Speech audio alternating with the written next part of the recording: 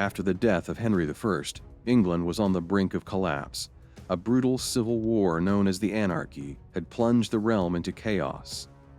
For nearly 2 decades, the country was torn apart by a bitter struggle for the throne, with 2 rival factions locked in a seemingly endless conflict.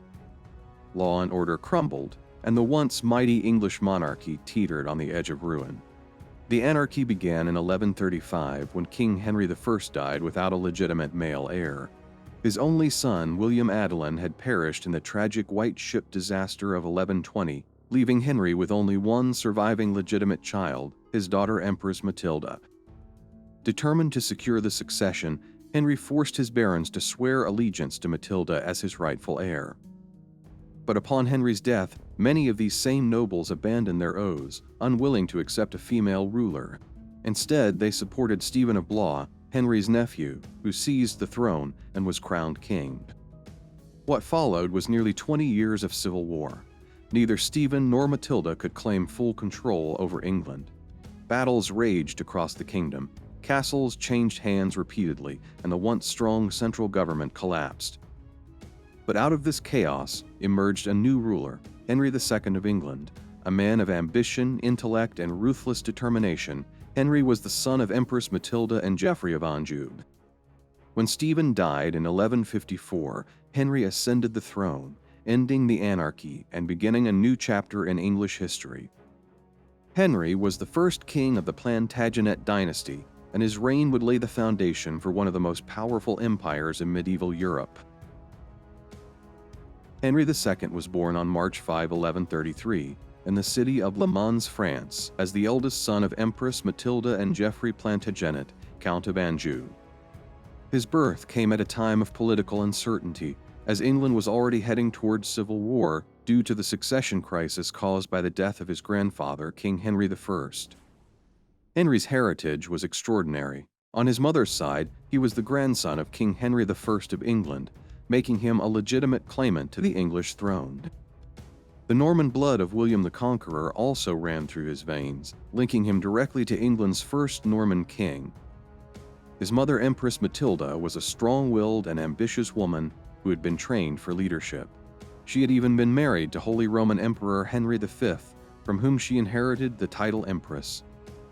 After her first husband's death, she returned to England to fight for her claim to the throne, making Henry's upbringing one shaped by war and political struggle. On his father's side, Henry belonged to the powerful House of Anjou, a family known for its military skill and strategic marriages. His father, Geoffrey Plantagenet, was the Count of Anjou, Maine, and Touraine, territories in western France that were strategically important in the medieval world. Geoffrey was an experienced warrior and ruler, famous for his emblematic Plantagenet, from which the Plantagenet dynasty would later take its name. Henry's early years were shaped by the civil war raging in England, known as the Anarchy. His mother, Matilda, spent much of his childhood fighting King Stephen of Blois, who had seized the English throne after Henry I's death. As a result, Henry grew up in a world of constant war and shifting alliances, witnessing firsthand the brutality and chaos of medieval politics. His father, Geoffrey, focused on expanding his power in France, leaving Matilda to continue her war in England. Due to this instability, Henry spent most of his childhood in Normandy and Anjou rather than England. However, his education was never neglected. He received an excellent education, guided by some of the finest scholars of the time, including the famous medieval scholar Adelard of Bath.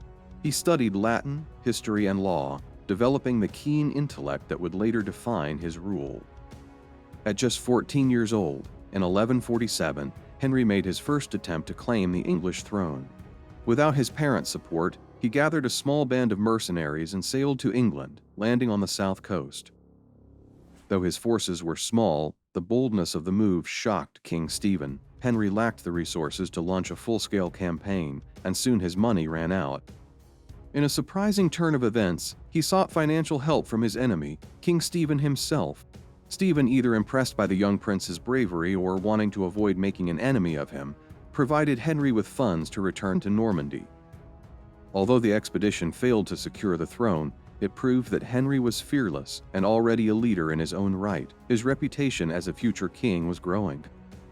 Henry's position changed dramatically in 1151, when his father Geoffrey Plantagenet died.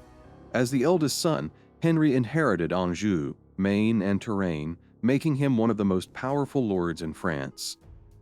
His new role gave him an independent power base and solidified his status as a rising force in European politics. In 1152, Henry married Eleanor of Aquitaine, one of the most powerful and influential women of the Middle Ages.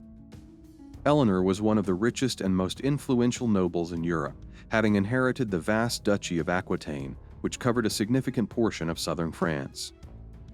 She had previously been married to King Louis VII of France, but their marriage ended in annulment due to political and personal conflicts.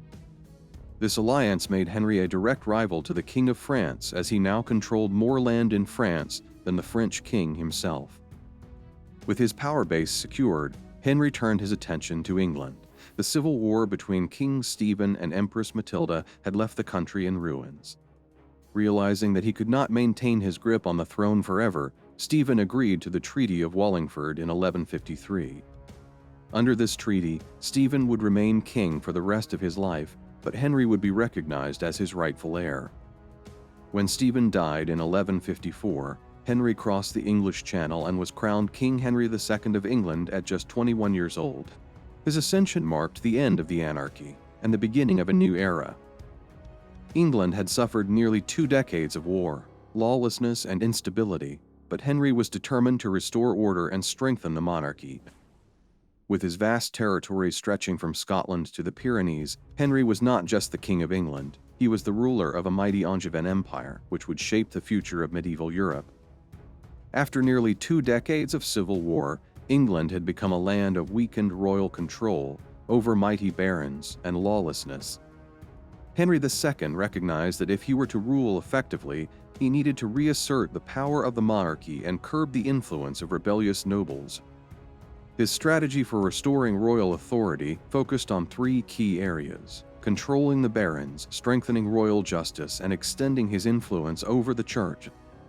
During the anarchy, King Stephen had allowed the English nobility to gain unprecedented power, granting them vast lands and allowing them to fortify their positions with castles. Henry acted swiftly, dismantling of all adulterine castles, fortresses that had been built without royal permission during the Civil War. He also strengthened royal justice by sending judges across the kingdom to enforce the king's law. This system laid the groundwork for the English common law, which still influences legal systems today. To further secure his authority, Henry expanded the exchequer, the financial system of the crown. He ensured that taxes were collected efficiently, making the monarchy financially strong. Through these measures, Henry had a lasting impact, strengthening the central government and laying the groundwork for a more unified and legally coherent England. As Henry strengthened his rule in England, his ambitions stretched beyond his kingdom. His marriage to Eleanor of Aquitaine had made him one of the most powerful rulers in Western Europe, controlling vast lands in France. Henry's marriage to Eleanor had gained Aquitaine, one of the richest and largest duchies in France. This infuriated Louis, as it meant that Henry now controlled more land in France than he did, a direct challenge to the authority of King of France. Louis repeatedly tried to weaken Henry's position by supporting revolts against him, particularly by backing Henry's own rebellious sons in later years. The two kings clashed in multiple skirmishes, but Henry's superior military strategy often gave him the upper hand. Despite their rivalry, there were moments of uneasy peace. In 1158, Henry betrothed his young son Henry the Young King to Louis's daughter Margaret in an attempt to ease tensions. As the rivalry between Henry II and Louis VII reached its peak, a new figure emerged, Philip II of France, Louis's ambitious son. Unlike his father, Philip was determined to break the Angevin Empire and destroy Henry's dominance in France.